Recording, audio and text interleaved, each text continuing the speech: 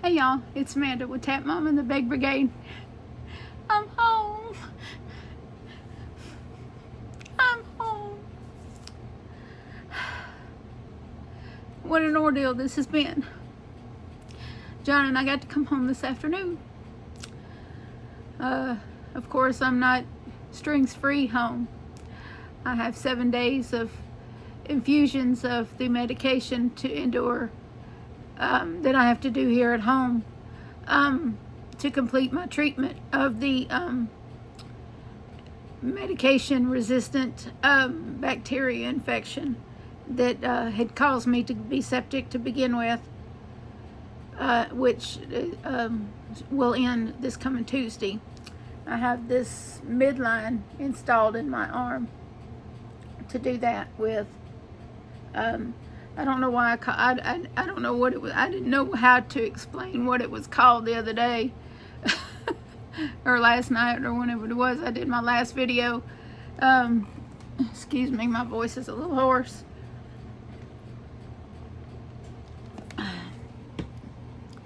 But after the medication guy came by and explained how to do it, in case the home health nurse doesn't do it for me, he explained to me how to do it for myself, which was pretty simple, cut and dry, and I could probably do it.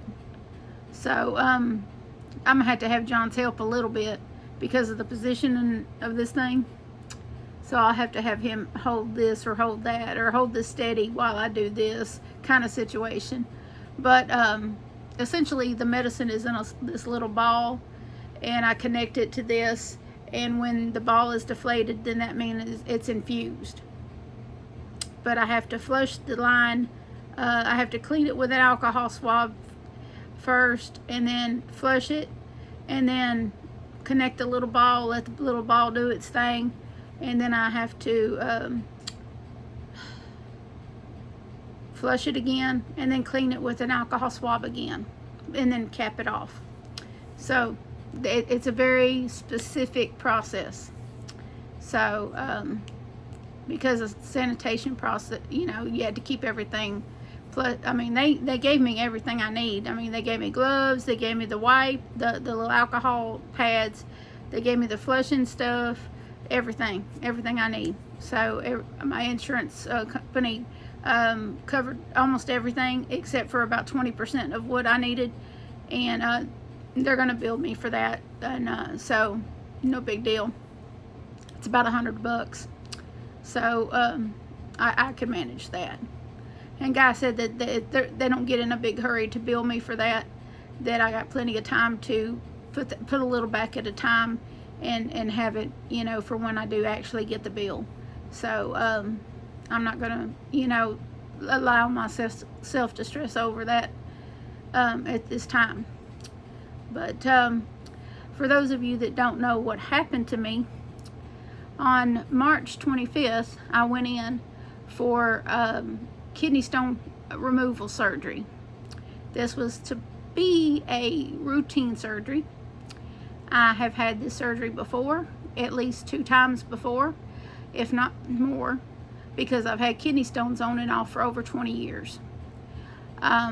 This was something that I've been working up to since the first part of February, when I found out I had kidney stones again. So I was looking forward to being done and over with the kidney stones. So I was okay with getting the kidney stone removal surgery.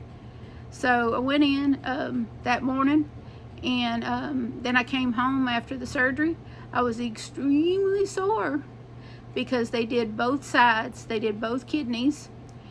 She advised me that there was a lot of kidney stones.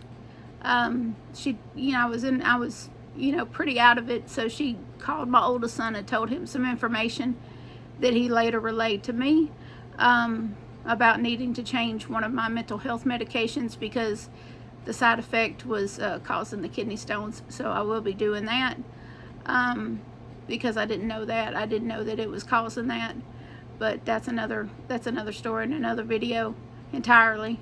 But anyway, so I came home that day, and unfortunately I was so sore that I couldn't sit in my comfy chair for 3 days. Because when they do kidney stone removal surgery this way, they go through your urethra, okay? It's not an incision, it's through your urethra, okay? Where you go to the bathroom, okay? So sitting down was not an option after having them go through both sides, both kidneys. It was excruciating, okay? So I had some pain medicine that my doctor had given me, because the surgeon didn't prescribe me any regular pain, heavy duty pain medicine. But my regular doctor had given me some tramadol, so I took that for the first couple of days to get me through and help me sleep, because that's all I wanted to do, because I was just in so much pain.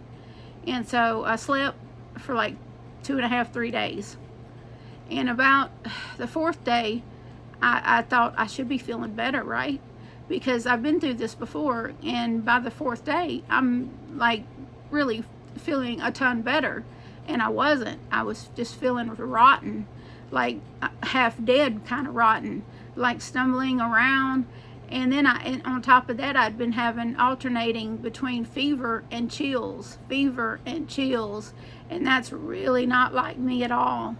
And I was losing like train of thought. I was having weird pictures in my head, and mental health type things that are just really hard to explain, and just things that were way off the ordinary for me.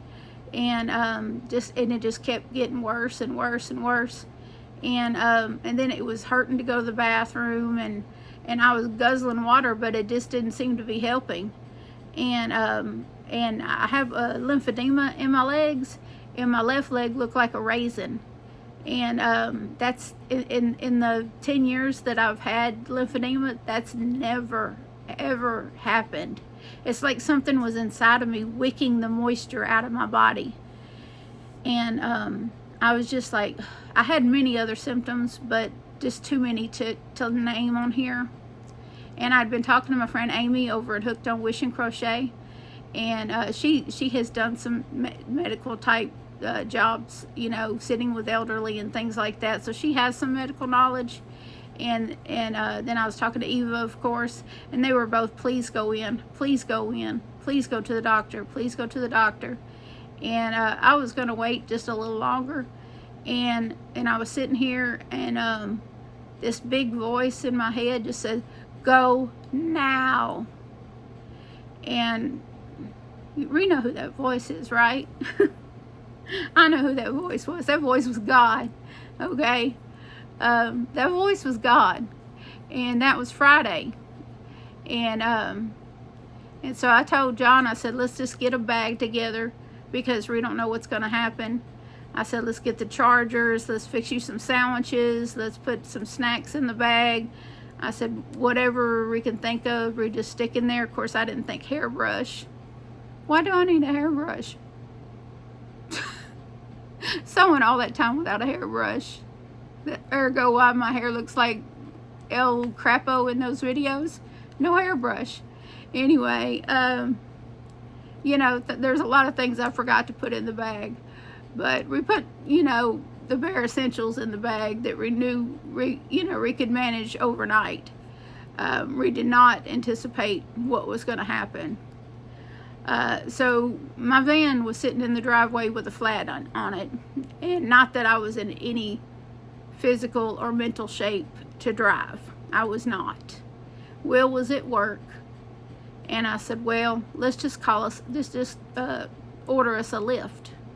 And so we ordered us a lift, which is not really something I normally would do, but the situation just called for immediate action. And so I ordered a lift, and the lady was really sweet, and she got us there really quickly. And I went in, and I signed in to the little computer that they have there. And no sooner than I signed in and barely sat down, they called me over to triage. And the same gentleman that had waited on me before there in triage was the same gentleman that saw me. I said, well, hello, friend. I said, I feel like we should be friends as many times as I've seen you. And so I told him what had been going on with me, and he's typing furiously. And he said, "This is not right. Something's really bad." And he said, "Something's really bad, Miss Carter. Something's really bad." And he says, "I want you to go through those doors and go to room 13. There's going to be a nurse waiting." And I just kind of looked at him like, blink, blink, blink, you know, because I did not expect to go in there and not even, you know, not even wait 5 minutes before I was put back in the back to a room. But that's exactly what happened.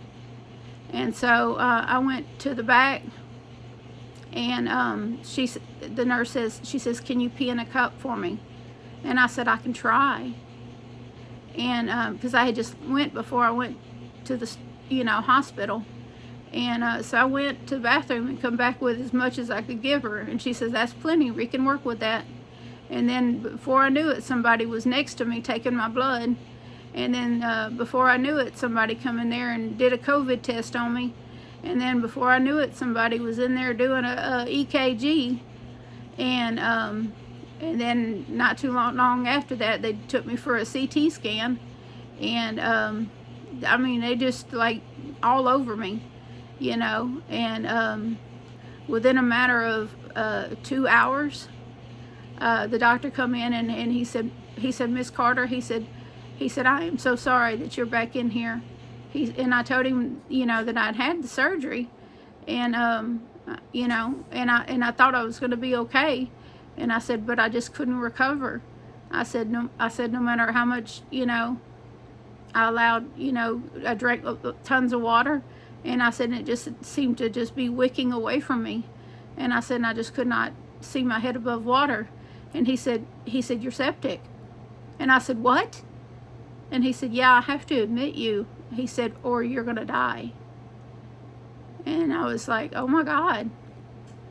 And me and John just looked at each other like, what? And he said, "Yeah, we have to get to the bottom of this, and we have to find out how to get you back, right." And I was like, okay. And so that's what they did. They admitted me, and then like, I think I was there like 2 whole days before I knew about the antibiotic resistant strain that I had. And because there was something happened. Oh, I was ordering DoorDash because we wanted some fruit and fruit cups and chips and things like that they didn't have at the hospital. But DoorDash here has like this little little grocery store within themselves, locally. And I was telling the girl I was going to do that, and she says, "Well, you have," and she named off this thing. What is it? Do I have it here and with me? I don't know what I did with it. I don't know what I did with the paper. I had brought it in here with me, and I don't know what I did with it. But she named off the name of the bacteria infection, and I just looked at her and I was like, "What is she talking about?" And so she went to get it printed out. And she said, "Your urine grew a bug." And I was like, "What do you mean my urine grew a bug?" And she said, "Yeah." She said, "That urine you gave in the emergency room, it grew a bug." And I was like, and she's freaking me out by this point. By this time, I'm crying. I don't know what to think. I don't know what that means, because they have been pumping me full of antibiotics. I mean, like twice a day.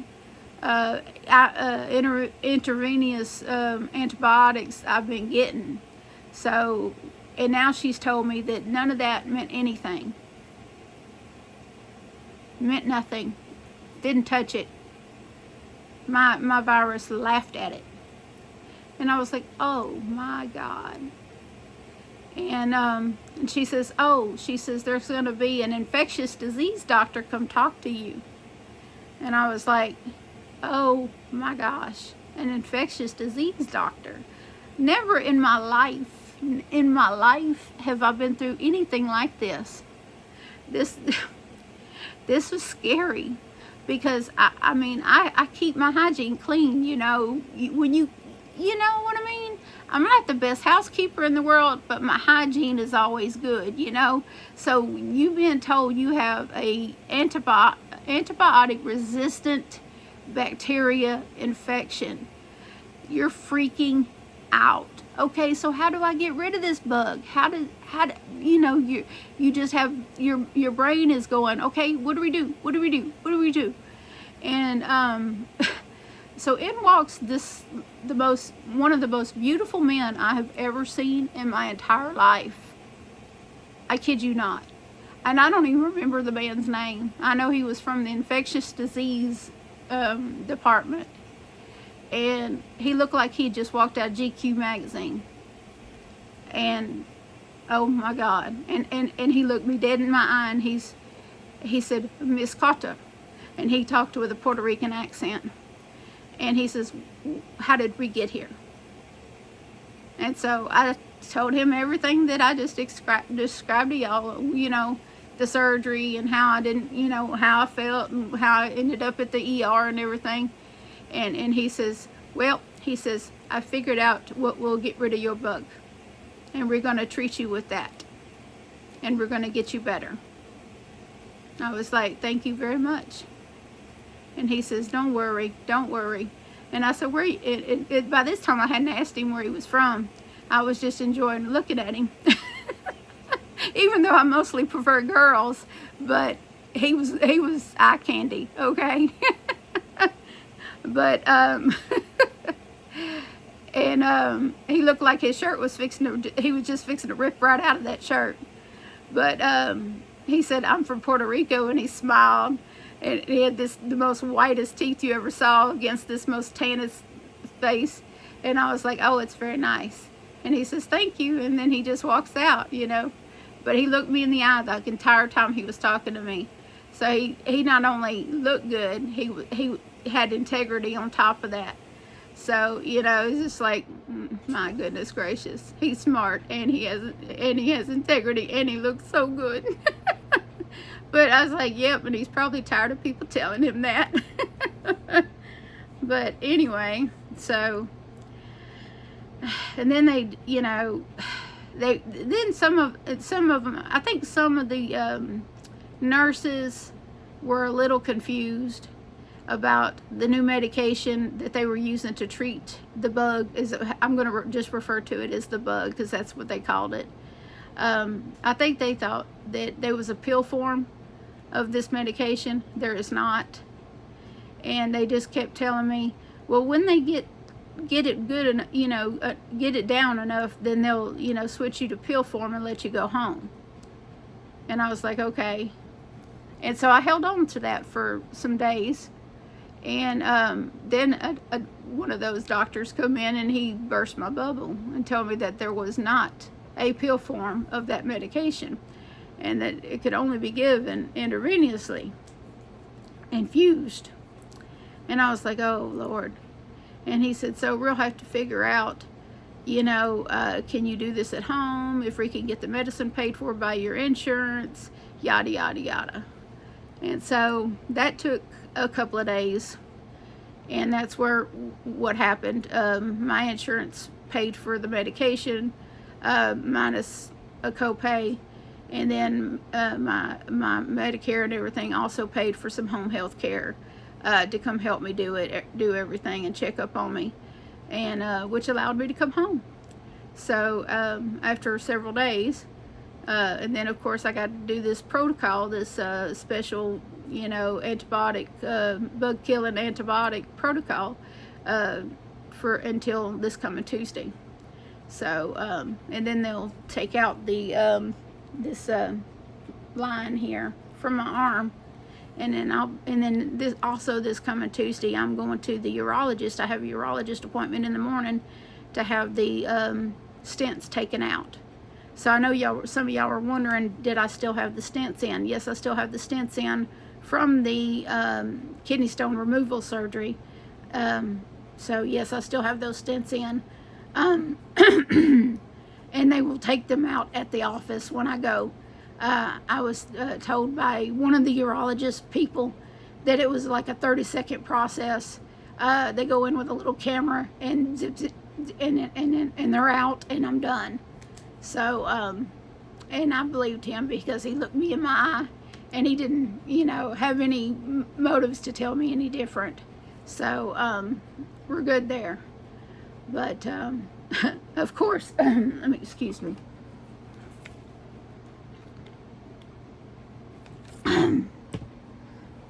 Difference in the atmosphere here between here and the hospital, messing with my breathing a little bit. But of course, when John and I got home, we had some Happy Mail from Amy over at Hooked on Wish and Crochet. So thank you, Amy. And I'll get to that another video because this one's starting to run up. But and there was the disaster that we walked into, because my oldest son works very long hours and very laborious work, changing tires and oil, and a lot of times he does the work of 2 or 3 people in the same shop because he's the only person in the shop. And so when he comes home, he just has no regard for what he's doing. Plus, he had to fix the tire on the van, on top of his normal activities, which he did. He replaced the tire on my van. It wasn't fixable. I did have to buy another tire for my van. So there's another expense that I didn't see coming, another $140. Lovely, right? But luckily I had it, so, I hadn't been spending any money on yarn because I've been in a hospital. Nothing like being in the hospital to save your yarn budget, right? But then you have tires to replace and medicine to have to pay a copay on that takes it back anyway. But yeah, so we come in and this big old air compressor tubes all over the floor in the living room, and so I had to reach down and get that out of the way, and then we had to clean the tub and the toilet and do a big old mountain of dishes, and now I'm doing laundry. So yeah, it's, we walked into a disaster. The puppy dogs were happy to see us. We let them out to do their business and fed them and, cuddled with them a little bit. And I'm just really glad to see my babies. And I'm glad to see my house. And I got a shower and fix my hair. And pluck those daggum chin hairs. Oh my God. I had to say, that's one of the first things I sat and did. Because I'm sitting there in the hospital and I feel all these old lady hairs in my chin. And y'all know what I'm talking about. The ladies, y'all know exactly what I'm talking about. Those curly, thick, annoying chin hairs, As you get older, you get these little thick, curly, they curl over and they're really pokey and annoying, and you need a magnifying mirror and a pair of tweezers. And you can just, and they're gone, right? Well, there was no such thing at the hospital. So I'm just sitting there and I'm just feeling them, and they're just, so the first thing I did when I could get to my comfy chair is grab my tweezers in my mirror and I'm not a vain person. It's just more of an irritation thing than anything. They just irritate me. It just irritates me to run my hand across my chin and feel them. Not so much as I'm worried about anybody else seeing them. It's just it just makes me really ick. It gives me ick. So yeah, that's one of the first things I wanted to get rid of, was that, because I was just stuck there without a brush, without tweezers and a mirror, without a lot of things. Yarn. Yes, I came in and touched some yarn. Grabbed my emotional support chicken, Ella, that I got from Serena in Canada. She's now sporting a worry worm dragon. That's a mouthful, okay? Yes, I got this from Amy, and this pretty little pen with the little, I don't know if you can see the little gemstones on there. Yeah, they're really pretty. Yep. So yeah, I figured that Ella could, you know, she's got herself some bling now, and then she's got her little passenger. Yep, but this is always right here. This little chicken is always right where I could just reach over and grab it and love on it, because Serena made it for me, my Canadian boo. And it's very special to me. So yeah, I keep it close by and love on it regularly. Because she made it with love, and she was a little worried if I was going to like it or not, but well, worry not. I love this little chicken, I really do, and I keep her close. All my other stuffed babies are up here, but this one I keep. It's my emotional support chicken. I don't think that when she sent it that was her intent, but that's what it ended up being. I could have used her in the hospital. But when we went Friday, I did not know that we wouldn't be able to come home until, Wednesday. I had no idea. But, at least they got me on the road to recovery, and I didn't die. There's that. So here's to not dying. So I know I joke, but I'm really grateful. Because I could have. And y'all's prayers and support were felt very much. And I'm laying in that hospital bed and I'm reading comment after comment. I'm praying for you. I love you. Hang in there. I can't tell you what that meant to me. I really can't. Even if I just hearted your comment, I read it. And I really can't tell you how much that meant to me. Y'all are my family. I hope y'all know that. Every one of them meant everything. And even if you just watched and prayed and didn't comment but did pray, I felt that. I really felt that. And I know that that's why I'm still here, because all my prayer warriors were praying. And it means the world. It really does. And I can't wait to, sit back here. I'm going to fire up Wine the Yarn Addicts channel and try to get caught up on his stuff, and work on some of my little whips that I got around me here, and just try to relax. I got some leftover food from DoorDash that I ordered earlier. I ordered the boys some barbecue, and I got me some tater salad and baked beans. Well, me and meat are not getting along right now, so I figured tater salad and their baked beans from that place are heavenly. So, and I do love beans, so yeah, I'll eat that, and I'll be happy, because let me tell you, that hospital food, oh my God, that's enough to kill a girl. Oh, goodness gracious, me and Johnny, I don't know how we survived the hospital food. I really don't. It was horrendous, absolutely horrendous. It was just hit and miss. You never knew from one day to the next if you were going to be able to eat it or not. It was just terrible. I ain't never seen nothing like that in my life. It was just terrible. But, you hope that old adage about hospital food being awful is just a joke people make. But no, this was true.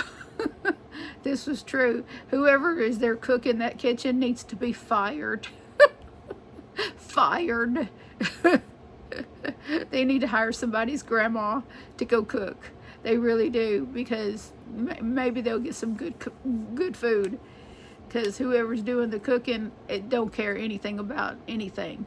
They really don't, because it's terrible. It's just terrible. And they're not putting any kind of care to it at all. And it's really unfortunate. It really is. I can understand things not being seasoned for older people that can't handle seasoning. I can,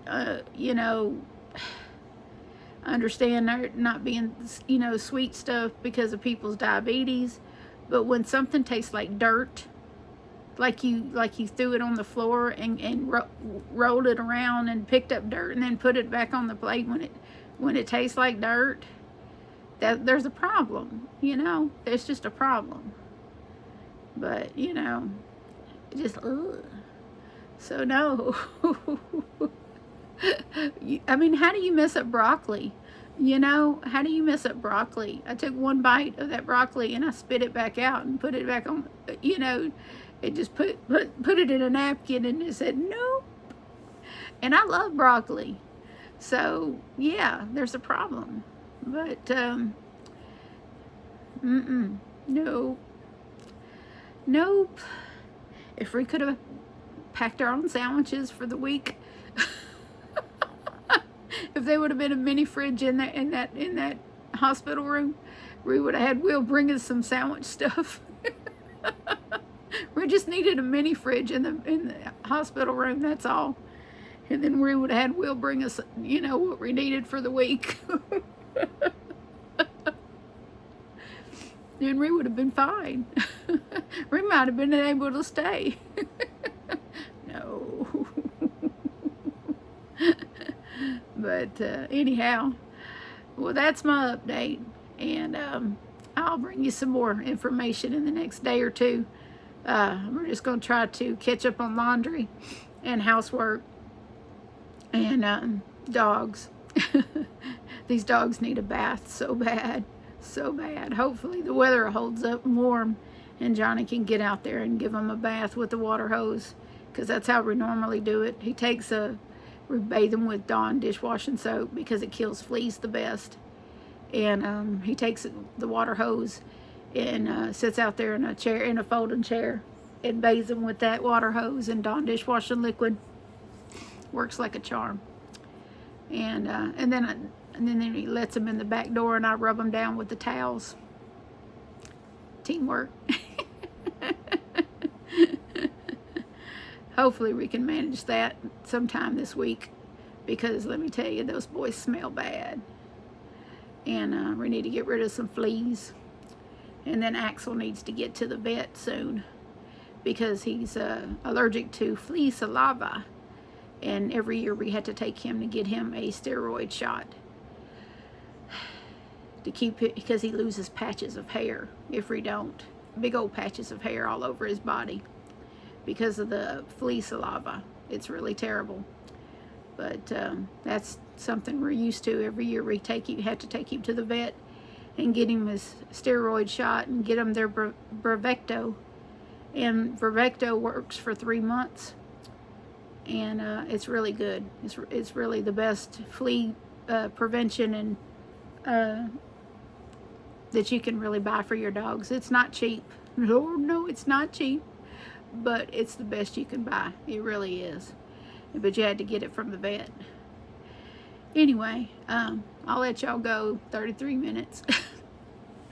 But at least y'all got to see me. And I'm back to, even though I'm a little hoarse. I don't know why I'm so hoarse. I think it's just the air conditioner's on in here. And maybe I got some congestion in my throat. But it'll be all right.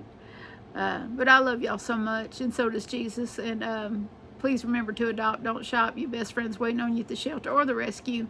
And I'll see y'all again soon. Bye now.